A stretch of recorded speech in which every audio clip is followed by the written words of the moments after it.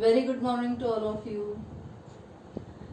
In the previous videos, previous lectures, we have studied about stress and strain, different types of stress and strain, and with related to three elastic constants: Young's modulus, bulk modulus, modulus of rigidity, and also we have discussed about the Poisson's ratio. मागच्या तिन्ही व्हिडिओजमध्ये आपण हे सगळे articles discuss केलेले आहेत. तुमच्या बुकमध्ये पुस्तकामध्ये square ब्रॅकेटमध्ये जी information दिलेली आहे ती नीट वाचायची आहे तुम्ही, कारण त्याच्यामध्ये तुम्हाला यंग्स मॉड्युलसच्या डिफरंट मटेरियलच्या व्हॅल्यूज काय आहेत त्याचा चार्ट दिलेला आहे. Similarly for bulk modulus, for modulus of rigidity, की ज्यालाच आपण शिअर मॉड्युलस म्हणतो, त्या वेगवेगळ्या मटेरियलसाठी त्यांच्या व्हॅल्यूज काय आहेत हे सगळं त्या टेबलमध्ये दिलेलं आहे. तुम्ही ते पाहायचं आहे, कुठल्या मटेरियलचं कोणता मॉड्युलस ऑफ इलास्टिसिटी आहे आणि त्याच्या व्हॅल्यूज कुठल्या रेंजमध्ये आहेत ते त्या टेबलमध्ये दिलेलं आहे. शिवाय पॉइझन्स रेशो जो आपण पाहिला आहे, हा Poisson's ratio it is the ratio of lateral strain to the linear strain. हा जो रेशो आहे पॉइझन्स रेशो, तो वेगवेगळ्या मटेरियलसाठी काय आहे त्याच्यासाठी सुद्धा एक टेबल दिलेला आहे. तो सुद्धा तुम्ही नीट काळजीपूर्वक वाचायचा आहे, त्याचा अभ्यास करायचा आहे. आता या चॅप्टर मधलं आपण पुढचं आर्टिकल स्टडी करायला घेतो आहोत, that is stress and strain curve. तर आतापर्यंत तुम्हाला माहिती आहे what is meant by stress, what is meant by strain. You are familiar with these terms. Now we have to plot the graph stress against strain. So as usual, the stress we have taken along y-axis, strain we have taken along x-axis. मग आता हा graph काढायचा असेल तर आपल्याला माहिती आहे की कुठलाही ग्राफ प्लॉट करायचा जेव्हा आपल्याला असतो तेव्हा आपल्याला दोन व्हेरिएबल्स पाहिजे असतात आणि त्या व्हेरिएबल्स आपल्याला x आणि y ॲक्सिस वरती कन्सिडर करायचे असतात. आपण मागच्या चॅप्टरमध्ये पाहिलेलं आहे how to plot the graphs. Displacement आणि टाइमचा ग्राफ किंवा वेलॉसिटी आणि टाइमचा ग्राफ आपण प्लॉट केले होते. तर तसं आता इथे आपल्याला स्ट्रेस आणि स्ट्रेनचा ग्राफ प्लॉट करायचा आहे. त्यासाठी we have to consider a long and thin wire which is suspended from a rigid support like this, and a weight is attached or force is attached to its lower end. Because of this force, we know the wire gets extended. There is increase in length of the wire. That means there is change in the dimensions of this wire. So we can say the stress and strain, both quantities are associated with this material. Now here it is to plot the graph of stress against strain. What we have to do? We have to add weight to the lower end of this wire continuously in the step of half kg suppose. And in each step we have to observe the strain produced in the wire. म्हणजे आपल्याला काय करायचं आहे की प्रत्येक स्टेपला इथला load increase करत जायचंय आणि प्रत्येक स्टेपला जितका आपण फोर्स अप्लाय केलेला वाढवलेला असेल त्यानुसार तिथे इन्क्रीजिंग लेंथ किती आली आहे किंवा स्ट्रेन प्रोड्यूस्ड झालेला किती आहे तो प्रत्येक रिडिंगला प्रत्येक स्टेपला मेजर करायचा आहे.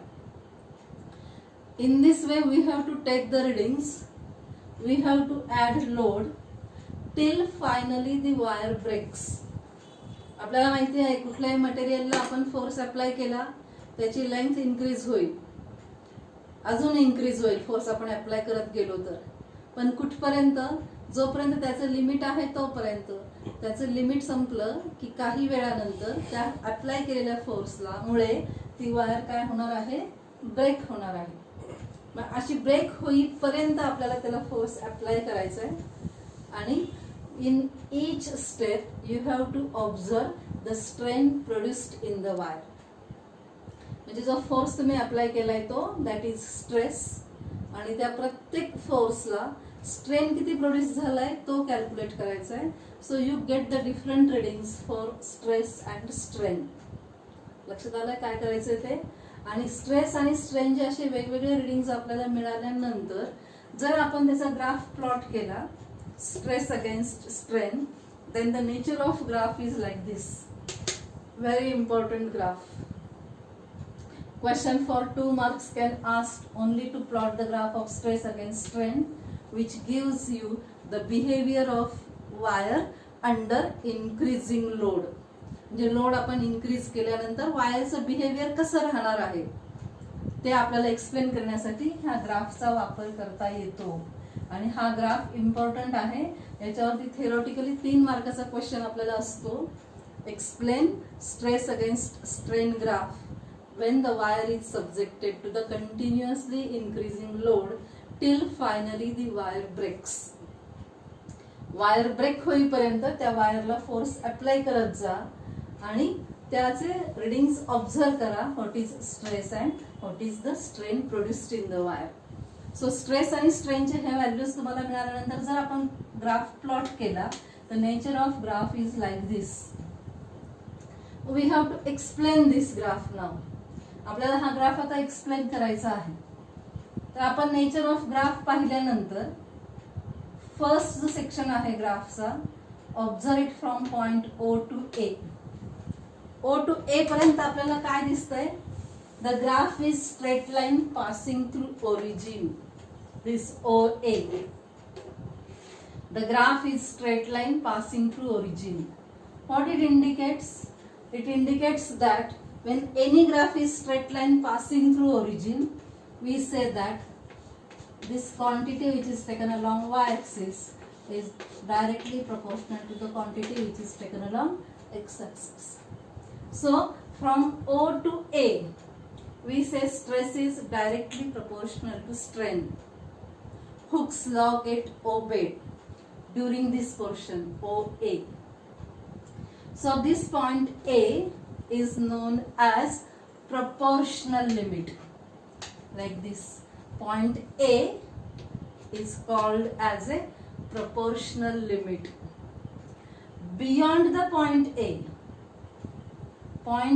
च्या नंतर आपण तर स्ट्रेस कंटिन्युअसली अप्लाय करत जातोय, फोर्स अप्लाय करत जातो वायरला. पण A नंतर पुढचा जो सेक्शन आहे अप टू B हा स्ट्रेट लाईन नाहीये. It indicates that stress is not proportional to strain. Stress हा स्ट्रेनशी प्रपोर्शनल नाही. स्ट्रेस आणि स्ट्रेन प्रपोर्शनल केव्हा असणार? जेव्हा ग्राफचं नेचर स्ट्रेट लाईन आहे तो तेव्हा.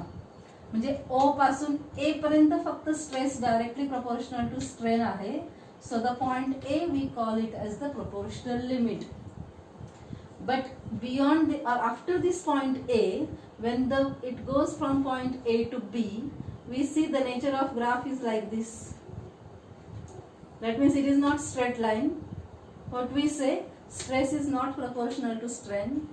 Hooke's law is not get obeyed during this portion.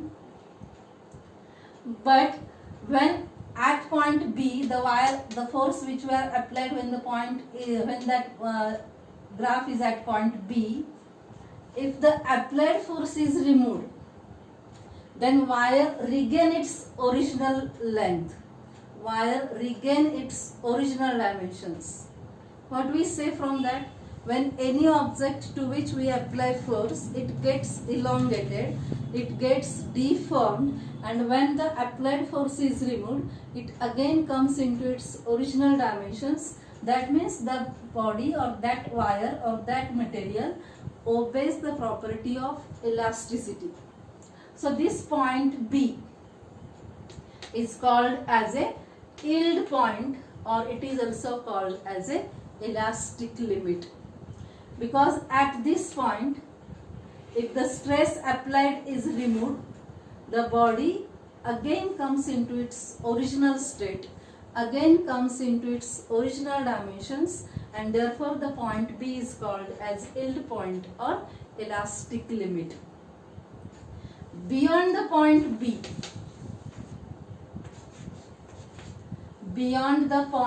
B, see the point C. Here it is also, stress is not proportional to strain. But from point C, if we remove the force External, when the stress is increased beyond the point B, and if at any point from B to C, if the stress applied is removed, then also that object, that material do not regain its original dimensions, do not regain its original length. If suppose the stress applied to the material is removed at point C, then that body do not regain its original dimensions, but from point C it follows this line CE. That means at point C the material behaves like a plastic bodies. So this CE gives us the plastic behavior of body. This OA gives us the elastic behavior of this wire. From point C, that means at point C, since the body does not regain its original dimensions, but whatever the strain produced in the wire, that will remain permanently in the wire thereafter, and therefore it is called as a permanent set. This OE region or this OE is known as a permanent strain which remains in the wire thereafter, if also there is a increase in force or increase in load for that wire. Beyond the point C, the further increase in stress causes a large strain produced in the wire. See here, from point C to point D or from point B to point D, a stress required is very small, but the strain produced in the wire is very large. So after that, after point C, if the stress is increased continuously, the wire begins to flow. It follows the nature of plasticity. It behaves as a plastic body and it begins to flow till finally the wire fracture or it breaks at point D. So point D is called as fracture point, or it is also called as a breaking point for the wire. That means at this point the wire finally breaks. We have studied this graph from the stress applied to the wire till finally the wire breaks. Wire break होईपर्यंत आपण stress किंवा force apply करतो आणि त्यामुळे strain किती produce झालाय तो find out करतो आणि स्ट्रेस आणि स्ट्रेनचा ग्राफ प्लॉट केला. The nature of graph is like this. So from this graph what we say, from point O to A, the nature of graph is straight line. So stress is proportional to strain. Hooke's law is obeyed. The point A is called as a proportional limit. Point B, that is called as the elastic limit, or it is also called as the yield point, because from point B, if the stress applied is removed, the wire regain its original dimensions. So we call it as a elastic limit or yield point. After point B, suppose the stress applied to the wire at point C is removed, the wire do not regain its original dimensions, but this wire follows this graph CE. That means this OE is the permanent set, permanent strain which remains in the wire, and that region is called as the permanent set region. This CE is called as permanent set. Beyond the point C, if the stress is applied, even though the stress is very small, the strain produced in the wire is very large. So from point B to D, we say the wire behaves as plastic material and the strain produced in the wire is large. Since the strain is large and that is produced a large value continuously till finally the wire breaks or fracture at point D. So the point D is called as the fracture point. So we say in this graph, from point B to D, the wire behaves as a plastic material.